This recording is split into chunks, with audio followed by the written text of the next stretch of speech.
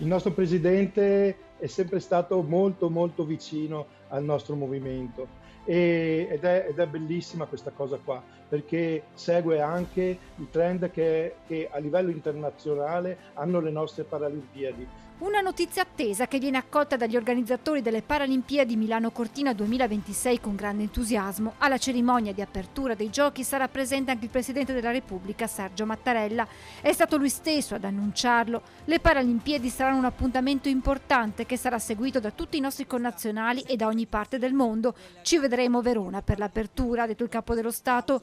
Lo sport paralimpico nella nostra regione continua a crescere in termini di consensi, ma se da un lato ci sono i risultati degli atleti che rappresentano il 30% nel medagliere nazionale, che a sua volta si colloca al 7° posto a livello internazionale, dall'altra il numero di persone disabili che si avvicinano allo sport sono ancora troppo pochi.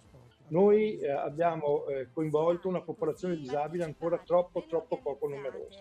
E nel Veneto solo 3.000 persone circa fanno un'attività sportiva continuativa, su una popolazione di 220.000 persone con disabilità, perché non è ancora prescritto in maniera corretta dal sistema sanitario. Stiamo attendendo adesso delle modifiche a livello nazionale per inserire lo sport all'interno del sistema sanitario ufficialmente, perché noi dobbiamo avere delle strutture diffuse e sostenute economicamente dalla regione. Facilitare l'accesso allo sport delle persone disabili, abbattendo i costi, è l'obiettivo prioritario insieme ad una serie di iniziative volte a rendere l'attività sportiva accessibile a tutti attraverso investimenti mirati.